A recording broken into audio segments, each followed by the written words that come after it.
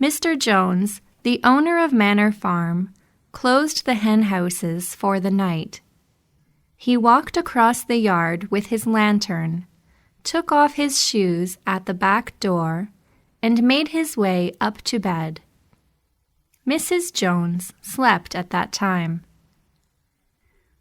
When the light in the bedroom went out, there was a movement and a noise in the farm buildings.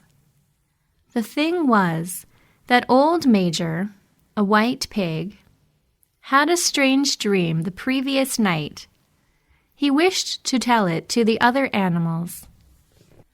All the animals agreed to meet in the big barn as soon as Mr. Jones was out of the way. Every animal on the Manor Farm respected old Major very much. Everyone was ready to lose an hour's sleep to hear what he had to say. Old Major lay on his bed of straw. He was 12 years old. He was a large pig with a wise look. The other animals began to come and make themselves comfortable in the straw. First came 3 dogs, Bluebell, Jessie, and Pincher.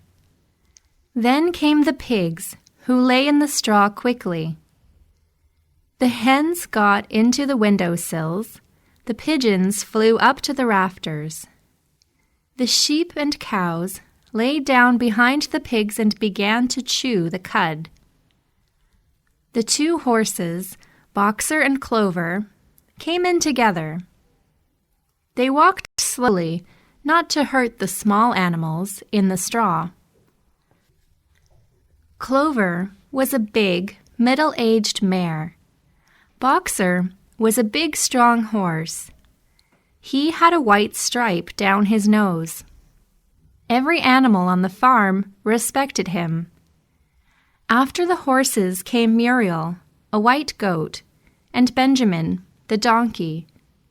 Benjamin was the oldest animal on the farm. He seldom talked. He never laughed. He generally saw nothing to laugh at. Nevertheless, he liked Boxer very much. The 2 of them usually spent their Sundays together in the small paddock beyond the orchard. Just then, a brood of ducklings came into the barn with their mother. They nestled down near Clover and fell asleep at once. At the last moment, Molly, a stupid white mare, came slowly in. She was chewing a clump of sugar. She took a place near the front. She had red ribbons in her white mane. Last of all came the cat, who looked around for the warmest place. He finally lay down between Boxer and Clover. All animals were now present, except Moses, the tame raven, who slept on the perch behind a black door. When Major saw that they all waited attentively, he began, "Friends, you heard about the strange dream that I had last night, but I will talk about my dream later. I have something else to say first. I do not think, my friends, that I will be with you for many months longer. Before I die, I feel that it is my duty to share with you my wisdom. I had a long life. I had much time for thought as I lay alone in my stall. I think I understand the life on this earth, as well as any animal now living. Now, friends, what kind of life do we have? Let us be frank. Our lives are miserable, hard, and short. Mr. Jones gives us food that is not enough for us. Some of us work very hard. When we grow old, he kills us with cruelty. No animal in England is free. The life of an animal is misery and slavery. That is the truth. Why then do we continue to live in this miserable condition? Because human beings take from us the whole produce of our hard work. There is the answer to all our problems. It is a single word: man. Man is the only real enemy we have. If we remove man from the farm, the hunger and hard work will finish forever. Unfortunately, man is the Lord of all animals. He makes them work. He gives minimum food to them, and he keeps the produce of our work for himself. Man is the only thing that takes without producing. You cows that I see before me, how many thousands of gallons of milk did you give during this year? And what happened to that milk? Our enemies drank every drop of it. And you hens, how many eggs did you lay this year? And how many of those eggs ever turned into chickens? The rest of your eggs went to a market to bring in money for Jones and his men. And you, Clover, where are those 4 foals that you bore? Mr. Jones sold them at a year old. You will never see them again. Besides, you work so hard in the fields. Jones gives you minimum food, and your stall is small. As for me, I am 12 years old, and I had 400 children. But no animal escapes the cruel knife in the end. Every one of you will lose his or her life sooner or later. We all must come to that horror. Cows, pigs, hens, sheep, everyone. Even the horses and dogs have no better fate. Is it not clear, friends, that all the evils of this life come from the tyranny of human beings? We only need to get rid of man, and the produce of our work will belong to us. We will become rich and free.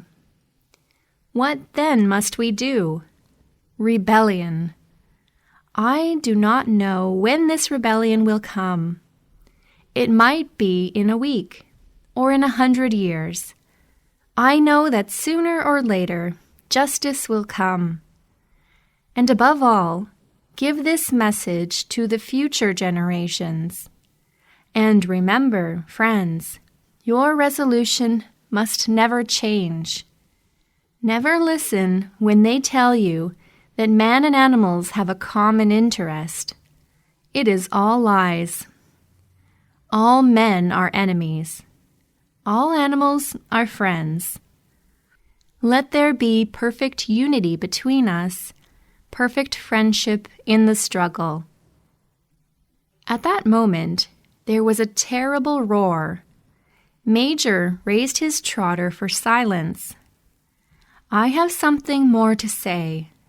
I repeat, remember always your duty of fight against man. Whatever goes on 2 legs is an enemy. Whatever goes on 4 legs or have wings is a friend. And remember also that in fighting against man, you must not look like him. Even when you conquered him, you must not act like him. No animal must ever live in a house, or sleep in a bed, or wear clothes, or smoke tobacco, or touch money, or engage in trade. All the habits of man are bad. And, above all, no animal must hurt his own kind. Weak or strong, clever or simple, we all are brothers. No animal must kill any other animal. All animals are equal. And now I will tell you about my dream last night. In my dream, there was no man on earth. This dream reminded me of one song. Many years ago, when I was a little pig, my mother used to sing an old song. Last night, that song came back to me in my dream. I will sing you that song now, friends. I call this song Animals of England. Old Major began to sing. The words ran, Animals of England, animals of Ireland, animals of every land and kind, listen to my good news about the golden future time. Sooner or later, the day is coming. Animals will conquer the bad man, and the fields of England will belong to animals alone. Rings will disappear from our noses, and the harness from our back, cruel whips no more will crack. Wheat and barley, oat and hay, will belong to us that day. Bright will shine the fields of England on the day that sets us free. For that day we all must work, though we die before it begins. Cows and horses, geese and turkeys, all must work for freedom's sake. The singing of this song made the animals very happy. They began to sing it for themselves many times. Soon they learned this song by heart. The whole farm sang Animals of England. Unfortunately, a roar awoke Mr. Jones. He jumped out of his bed in surprise. He was sure there was a fox in the yard. He took the gun, which always stood in a corner of his bedroom.